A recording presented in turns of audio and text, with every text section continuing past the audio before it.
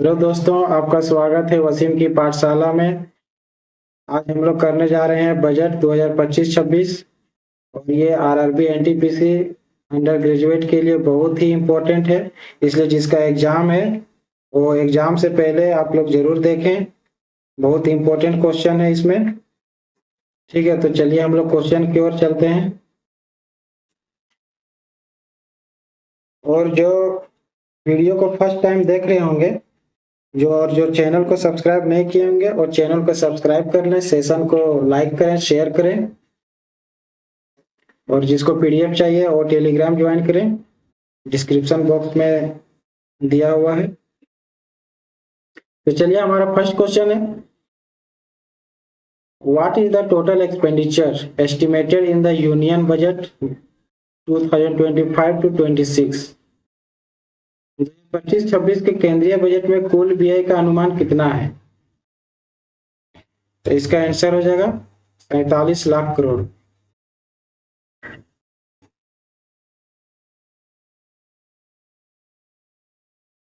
दूसरा क्वेश्चन है, what is the fiscal deficit target for final year 2025-26? 2025-26 के लिए राजकोषीय घाटे का लक्ष्य क्या है?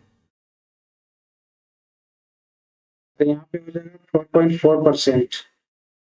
राजकोषीय घाटा है 4.4%, सही आंसर हो जाएगा।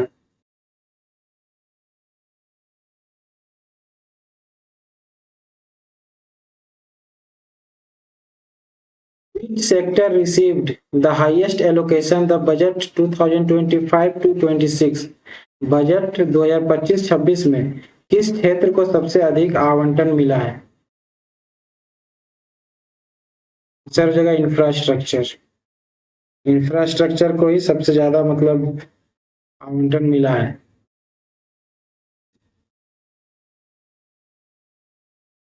What is the capital outlay for railways in budget 2025-26? Budget 2025-26 में रेलवे के लिए पूंजीगत व्यय कितना है?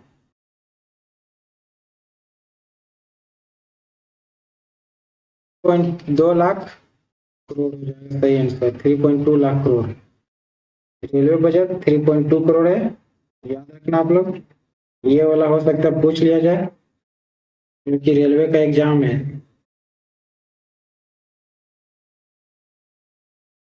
बजट 2025-26 में युवाओं के लिए कौन सी नई योजना घोषित की गई है? ऑप्शन है युवा उद्यम स्कीम, डिजिटल भारत रोजगार, विकसित युवा भारत या फिर भारत स्टार्टअप मिशन। इसका सही आंसर हो जाएगा विकसित युवा भारत। ऑप्शन सी बिल्कुल सही आंसर होगा। नेक्स्ट क्वेश्चन है, what is the estimated revenue deficit as a percent of GDP in budget 2025 to 26? Budget 2025-26 में राजस्व घाटा जीडीपी के प्रतिशत के रूप में क्या है? इसका आंसर हो जाएगा 1.5%। ये रेवेन्यू डेफिसिट है, ठीक है, इसलिए 1.5% है। एक होता है फिजिकल डेफिसिट।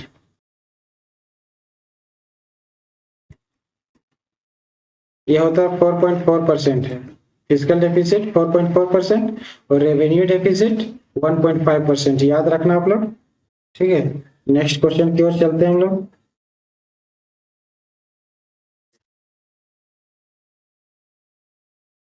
25-26 के लिए प्राप्तियां उधार को छोड़कर कितनी अनुमानित है? ये हो जाएगा 34,96,409 करोड़। ऑप्शन सी हमारा सही आंसर हो जाएगा।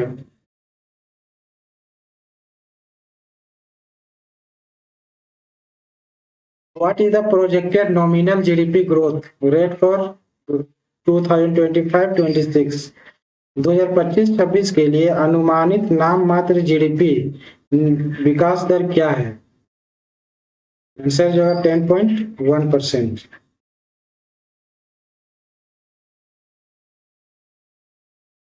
What is the total capital expenditure proposed for 25-26?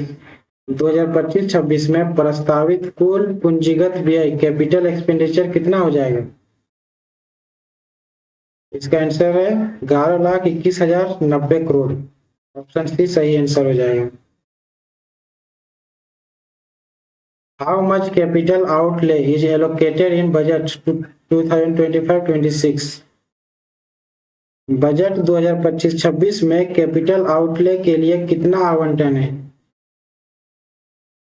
इसका आंसर हो जाएगा 8,95,246 crore.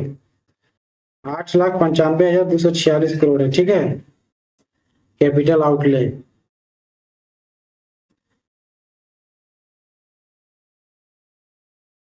What amount is earmarked as a special interest free loans to states for capital expenditure? राज्यों को पूंजी व्यय के लिए विशेष ब्याज रहित ऋण के रूप में कितनी राशि निर्धारित की गई है?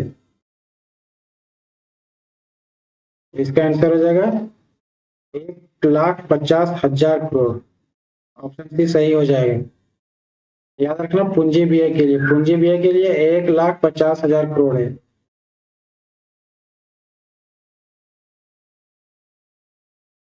2025-26 में रक्षा पूंजी व्यय के लिए अनुमानित आवंटन कितना है? रक्षा पूंजी व्यय के लिए याद रखना आप लोग, इसका आंसर हो जाएगा 1,80,000। 1,80,000 करोड़ है।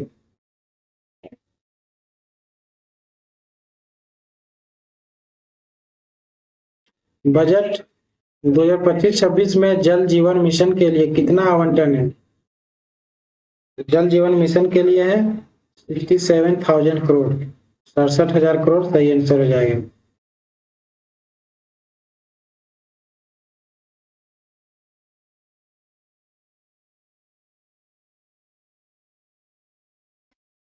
What is the main objective of Viksit Bharat by 2047 mentioned in budget 25-26? Question कहना चाह रहा है कि बजट 2025-26 में उल्लेखित विकसित भारत 2047 का मुख्य उद्देश्य क्या है? इसका ऑप्शन हिंदी से नहीं है, ठीक है, इंग्लिश से थोड़ा मैनेज करना आप लोग जो हिंदी मीडियम का है। तो इसका आंसर हो जाएगा to make India a developed country by 2027। Option C सही आंसर हो जाएगा। व्हाट इज अमृतकाल? अमृतकाल क्या है? Is referenced in recent budget. हाल के बजट में अमृतकाल का क्या अर्थ है?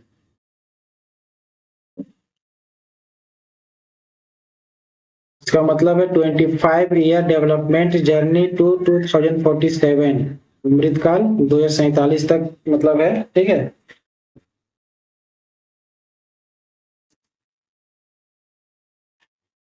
Which of the following is a feature of capital expenditure? निम्नलिखित में से कौन पूंजीगत व्यय की विशेषता है?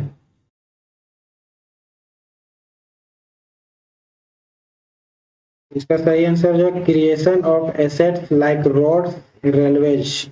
ऑप्शन सी सही आंसर हो जाएगा।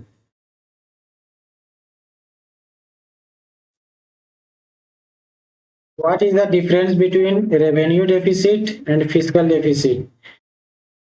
राजस्व घाटा और राजकोषीय घाटा में क्या अंतर है? अभी बताए ना, दो ठो है, एक ठो होता है रेवेन्यू डेफिसिट और एक ठो फिजिकल डेफिसिट। रेवेन्यू डेफिसिट बताए थे 1.5% और फिजिकल डेफिसिट बताए थे 4.4%।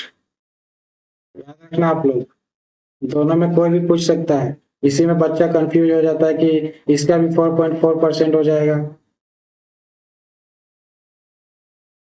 तो इसका आंसर हो जाएगा option C, fiscal deficit includes borrowings.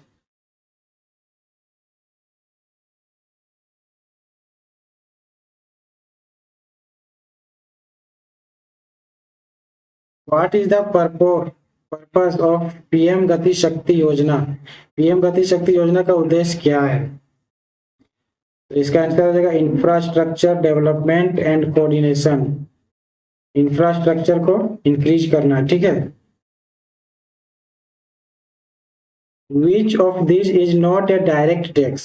Direct tax मतलब इनमें से कौन सा प्रत्यक्ष कर नहीं है?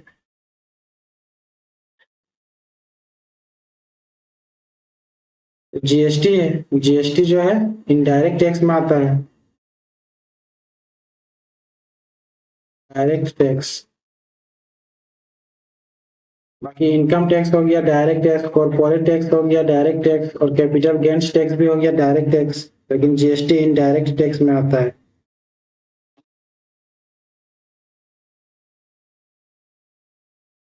Each scheme aims to empower women entrepreneurs as mentioned in budget 225 to 26। Budget 2025-26 में महिलाओं को उद्यमिता के लिए सक्षम करने वाली योजना कौन सी है? ऑप्शन है महिला समर्थ योजना होगा, या फिर स्त्री शक्ति इनिशिएटिव, नारी शक्ति योजना, उद्यम सखी। कौन सा आंसर हो जाएगा? तो इसका आंसर हो जाएगा महिला समर्थ योजना, जो ऑप्शन ये में है बिल्कुल सही आंसर हो जाएगा।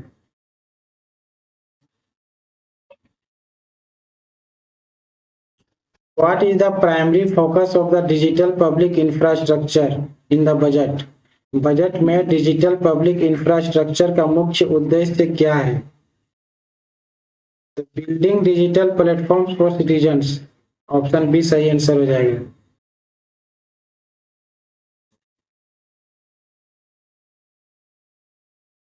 Which ministry presents the union budget in India? Bharat में केंद्रीय बजट कौन सी मंत्रालय पेश करती है? मिनिस्ट्री ऑफ फाइनेंस हो जाएगा सही आंसर। और अभी मिनिस्ट्री ऑफ फाइनेंस है निर्मला सीतारमन।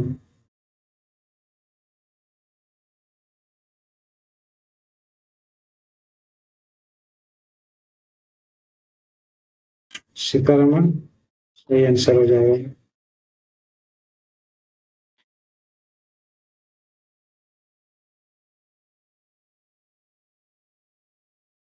बजट 2025-26 में उल्लेखित पीएम सूर्योदय योजना का उद्देश्य क्या है? इसका आंसर हो जाएगा promote solar panels on rooftops, option A सही हो जाएगा। इसमें तो खुद भी मार सकते हैं, एलपीजी तो होगा नहीं सूर्योदय योजना में, वाटर रूरल भी नहीं होगा, रूरल होम्स भी नहीं होगा, free solar lights in village, इसमें बच्चा कंफ्यूज हो सकता है, लेकिन ये नहीं होगा। Promote solar panels on rooftops, solar panel को प्रमोट करने के लिए है। What is the purpose of green growth initiatives in the union budget? केंद्रीय बजट में ग्रीन ग्रोथ पहल का उद्देश्य क्या है? Sustainable and environment friendly development, answer हो जाएगा option C. Green growth initiative in the union budget का पर्पज है sustainable and environment friendly development है।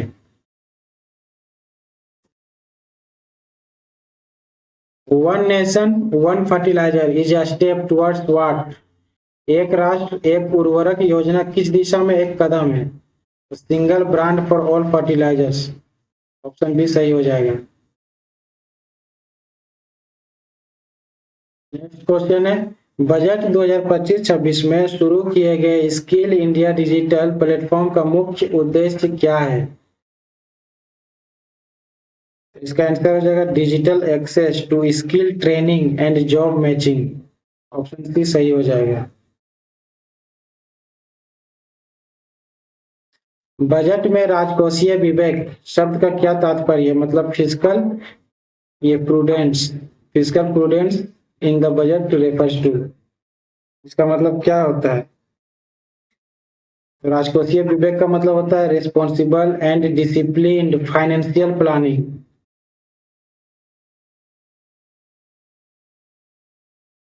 बजट 2025-26 किस मिशन को स्टार्टअप्स और नवाचार के लिए प्रोत्साहित करता है? स्टार्टअप इंडिया, सही आंसर हो जाएगा startup India.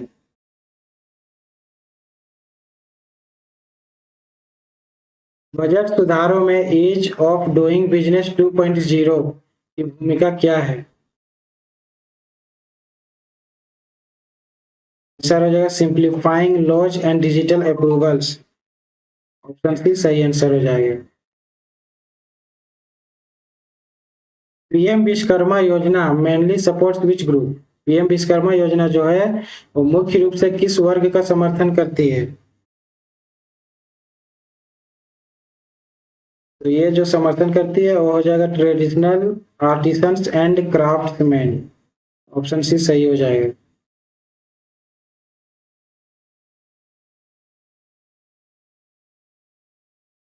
What is the goal of Shreshta scheme under the social justice ministry? सामाजिक न्याय मंत्रालय की श्रेष्ठ योजना का उद्देश्य क्या है? इसका आंसर हो जाएगा schooling for AC students in best private schools. श्रेष्ठ स्कीम का उद्देश्य है कि एसी स्टूडेंट को बेस्ट प्राइवेट स्कूल में मतलब एडमिशन मिल सके। What does outcome based budgeting mean in governance reforms? शासन सुधारों में आउटकम आधारित बजट का क्या अर्थ है? आंसर हो जाएगा linking budget to results and impact. Option C सही आंसर हो जाएगा। What does the term blue economy signify as per budget 25-26? Budget 2025-26 के अनुसार ब्लू इकोनॉमी शब्द का क्या अर्थ है? मरीन बेस्ड इकोनॉमिक डेवलपमेंट, समुद्री आधारित आर्थिक विकास से है।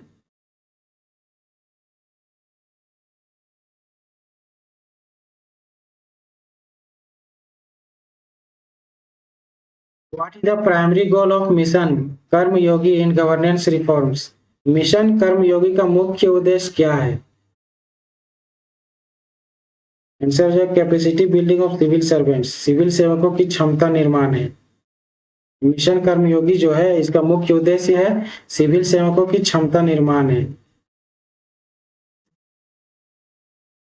हालिया बजटों में घोषित नेशनल रिसर्च फाउंडेशन एनआरएफ का उद्देश्य क्या है?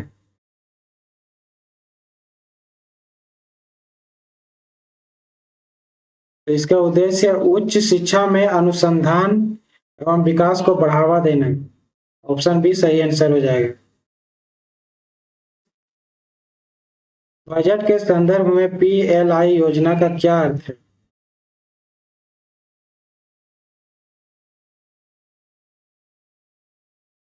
क्या होता है? इसका हो जाएगा पीएलआई का मतलब होता है प्रोडक्शन लिंक्ड इंसेंटिव। पीएलआई का फुल फॉर्म होता है प्रोडक्शन लिंक्ड इंसेंटिव, उत्पादन से जुड़ी प्रोत्साहन योजना। सही आंसर हो जाएगा।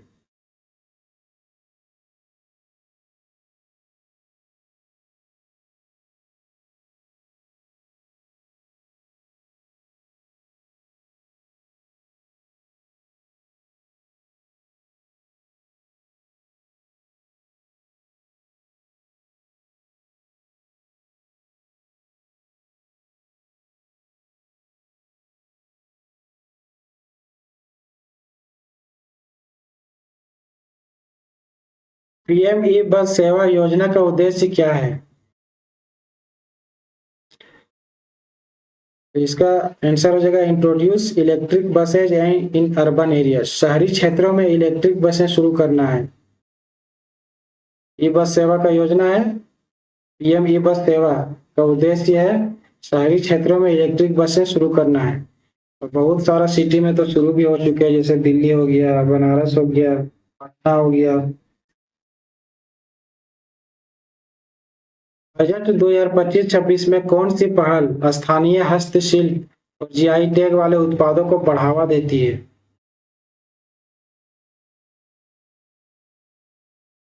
वोकल और लोकल, लोकल के लिए वोकल। सही आंसर हो जाएगा।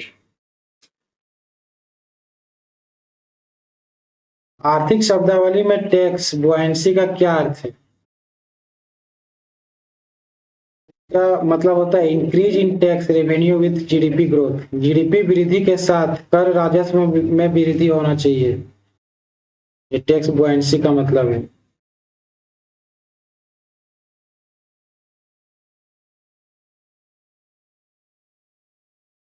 बजट 2025-26 में कृषि स्टार्टअप्स को कौन सी योजना समर्थन देती है? इसका आंसर हो जाएगा digital Krishi startup fund. Digital Krishi startup fund सही आंसर हो जाएगा। What is the goal of the PM Mitra scheme? PM Mitra योजना का मुख्य उद्देश्य क्या है? तो वस्त्र पार्क का विकास। सही आंसर हो जाएगा textile park development. PM Mitra योजना का उद्देश्य है टेक्सटाइल पार्क डेवलपमेंट के लिए।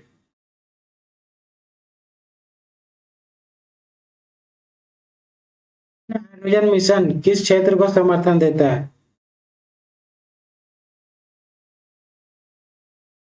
जी, सही आंसर हो जाएगा रिन्यूएबल एनर्जी। फैक्ट है, important fact. First union budget, पहला केंद्रीय बजट। स्वतंत्र भारत का पहला केंद्रीय बजट 26 नवंबर 1947 को आर के शनमुखम सेठी द्वारा प्रस्तुत किया गया था। और गणतंत्र का याद रखना, गणतंत्र फर्स्ट बजट पेश किया था जॉन मैथाई।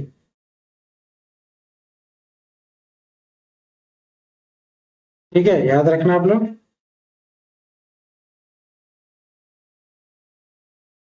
पहली महिला वित्त मंत्री कौन बनी थी? तो इंदिरा गांधी पहली महिला वित्त मंत्री बनी थी, जो 1970 से 71 में बजट पेश करने वाली पहली महिला वित्त मंत्री है। द ब्लैक बजट क्या है? द ब्लैक बजट जो है 1973-74 में आया था। इसका मतलब क्या होता है? 1973-74 का जो बजट है, जो वाई बी चौहान ने पेश किया था, इसे ब्लैक बजट कहा गया क्योंकि इसमें भारी राजकोषीय घाटा था। मर्जर, रेल बजट का विलय कब हुआ था? तो 2017 में हुआ था। 2017 में ही रेलवे बजट को केंद्रीय बजट में मिला दिया गया था।